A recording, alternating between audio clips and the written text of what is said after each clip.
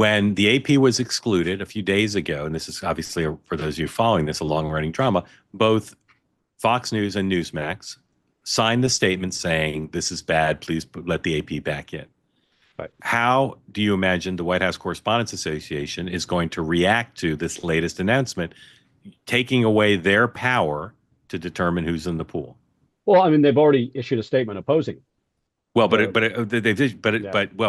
Correspondents Association did, but I don't believe Fox News and Newsmax did. I do not know. I know that Fox's White House correspondent Jackie Henry was on Twitter and did not favorably receive this from the White House. So, correct. I mean, she's let her feelings show. Okay, Michael, you have mixed feelings after this conversation. Tell us again what you think about what's happened. How serious should people take this, and what do you think will happen next? Well, the seriousness sort of depends on how serious they are about the rotation. Are we just adding people to the rotation, or are they restricting the rotation? Are they taking the 5 networks out? Are they not having pool reporters? Because everybody can still technically cover the president and the White House through TV pool reports, radio pool reports, and reports. So there's no restriction of access, so to speak. Now, Joe Biden never spoke to the press on Air Force One once in 4 years on the record. So these decisions are arbitrary in and of themselves, that these events. So if presidents can pick and choose when or if they even do them, I don't know if I see an ironclad rule that they can't also. I mean, look, presidents can decide where they want to do interviews. They do all the time. Let's not forget the Biden people got caught scripting questions as conditions for radio hosts before giving them interviews with the president. They got caught trying to edit interviews and transcripts.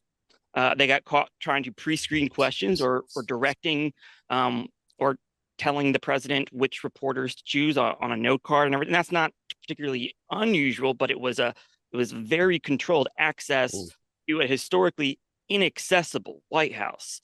And this White House has been historically accessible.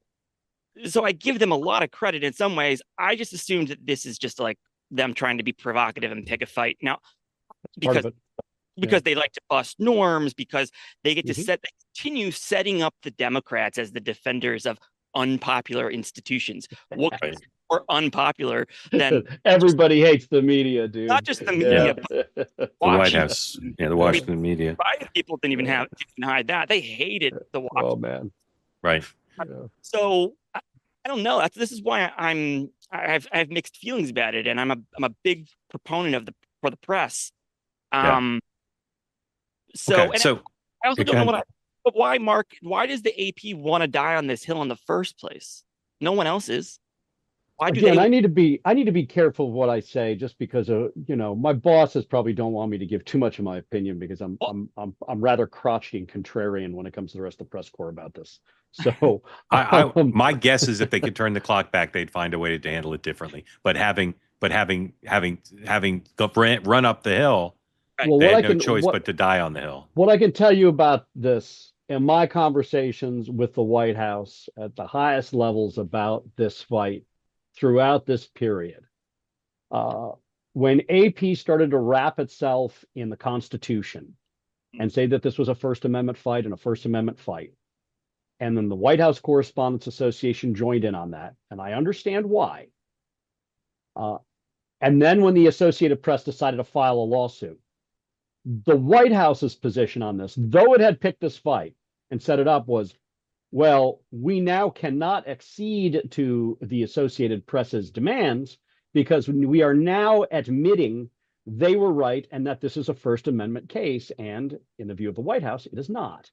And so to your point, Mark, is that the way in which the AP handled this and the way in which the White House handled this is a classic case of dysfunction, where sort of bad behavior patterns by one led to the other one doing the things the other one didn't want. But in this case, the White House kind of wanted this dysfunction. And so, Yeah. again, I think the Associated Press and the White House Correspondents Association stepped into the Gulf of America trap, and here they are. Because now the media is going to look like, I believe, that ultimately, if this gets to the Supreme Court, the president will prevail.